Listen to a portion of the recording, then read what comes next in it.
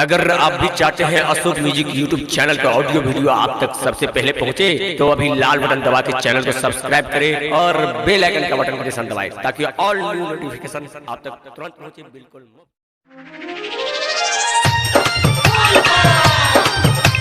Recording by मां Durga music. अभी आप सुन रहे हैं अशोक म्यूजिक की शानदार प्रस्तुति।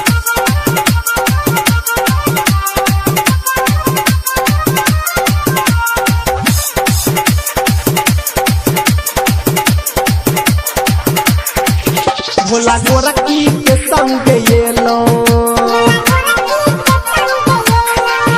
बाबा गोरखी के संग येलो भांग से हो चढ़ेलो गोरखी के संग येलो भोला भांग से हो चढ़ेलो भेलै कौन गलती हमरा संग भेलै कौन गलती भोला रूबी के दोसर से शादी करेलो गोरखी के संग येलो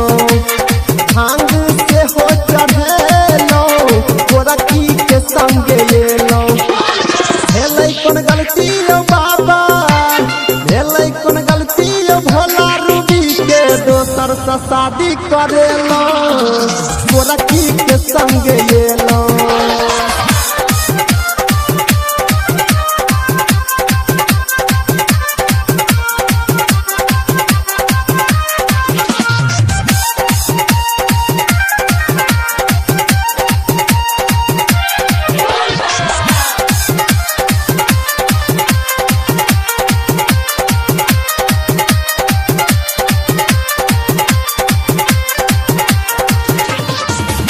कसलो में वो जागा बैया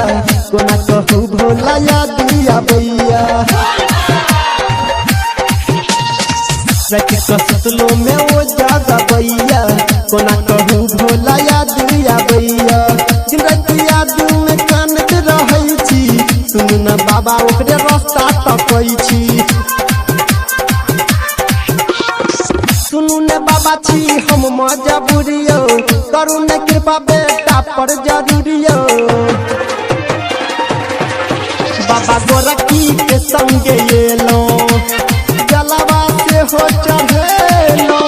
भेलै जे कौन गलती भोला भेलै जे कौन गलती रूबी के शादी दोसर से करेलो गोरखी के संग येलो।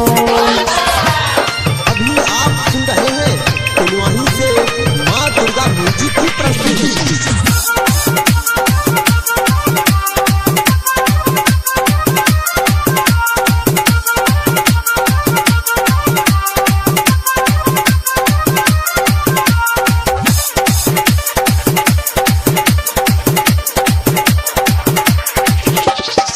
रही कुमारे तो सपना देखलकै जेबै हम देव घर क्रिया खियलकै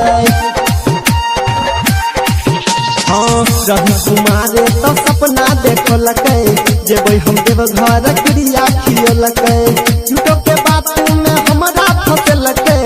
आशीष देवेंद्र से शादी रचलकै भगेल गायक अनिल मजबूरियो छोड़ के चल गेलै रूबी हमरा दूरियो बाबा गोरखी के संग येलो भंगिया से हो चढ़ेलो